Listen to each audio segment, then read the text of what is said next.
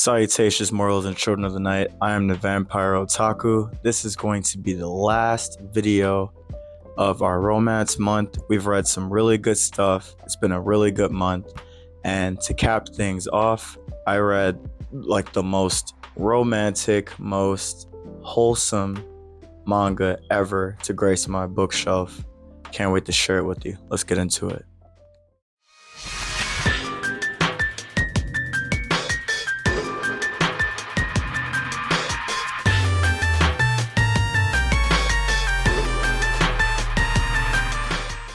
So this manga is called The Girl with Sanpaku Eyes. Right now it is on volume 4. It's printed by Dempa and it's in full color. I want to show you the 4 volumes so far.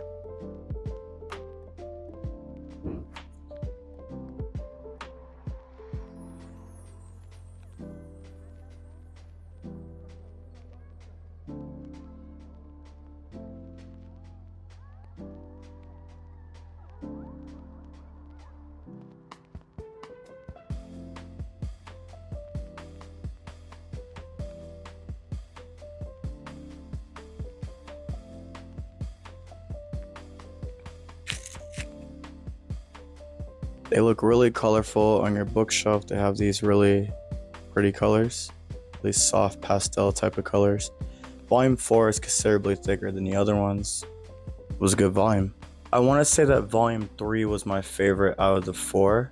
It just had the most adorable moments and some of the best dialogue out of the 4 volumes that I read so far.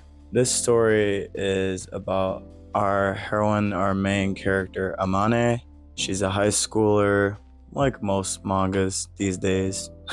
She kind of looks mean, but she's super adorable. She has like a lot of shyness going on. She can't really tell the person that she's into about how she feels. And in our first volume, you just get, a lot of her character and her inner monologue, how she's feeling and what she's going through. Later on, she realizes that the guy that she likes also likes her. So she's like, wow, this is perfect. This is everything that I want.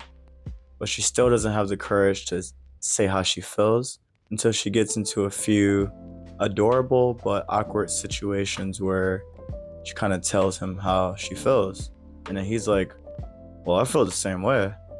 And when they go on a school field trip, that trip prompts them to tell each other how they feel, and they get together. Thinking like the second volume, either in the second volume or the beginning of the third volume, they get together and become boyfriend and girlfriend. Super cute. I love that the art is full color because almost in every panel, Amane is blushing, and it's great.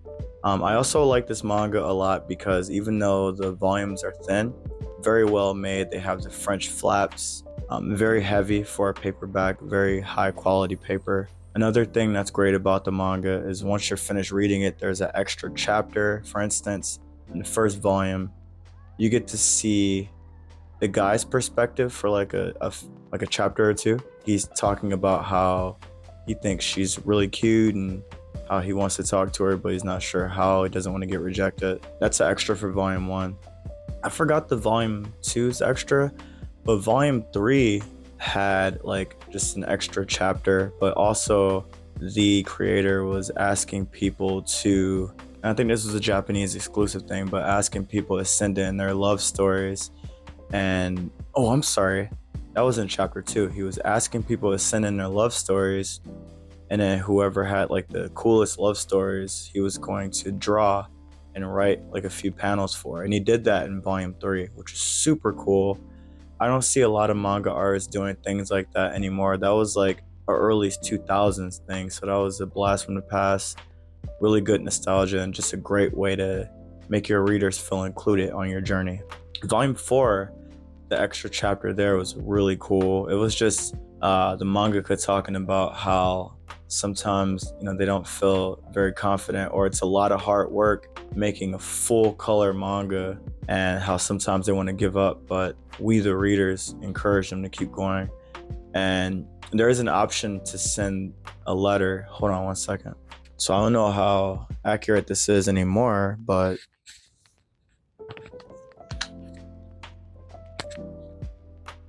I'm gonna pause the video and jot this information down. You could send some letters of encouragement to Sensei and help him continue to write this amazing manga.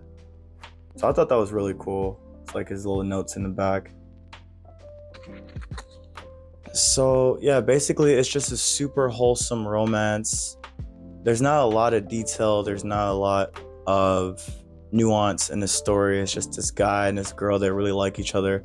They're both super shy and just trying to figure out the most convenient and the best time to share their emotions and feelings with each other. A lot of people are rooting for them in the background.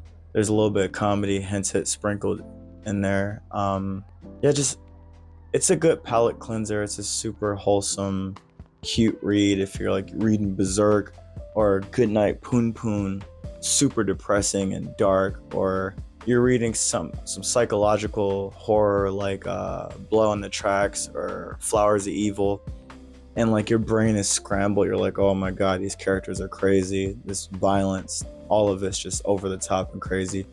You pick this up and you get a cup of tea, sit in your comfy clothes and just read it, and it's just relaxing and it's really cute. You'll find yourself blushing along with Amane.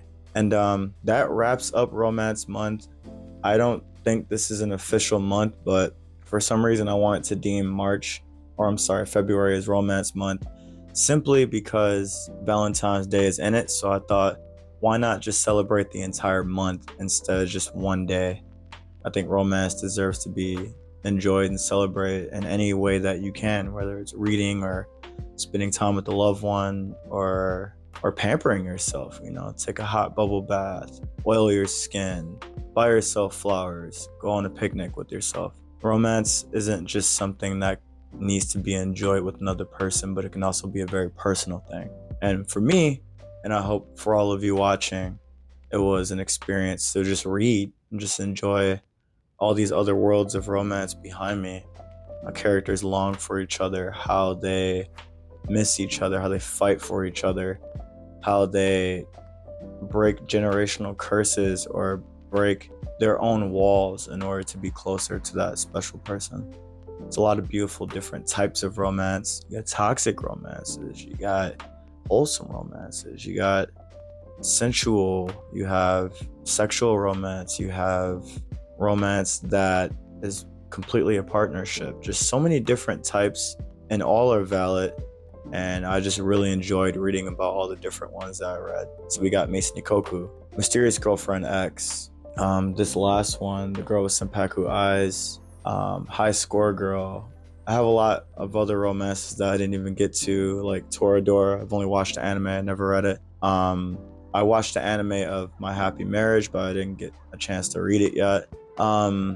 Eyes is an amazing manga, probably one of my favorites of all time. It's a really cool kind of shonen romance. It's kind of old school, but it's actually funny and it's actually romantic. So definitely worth a read.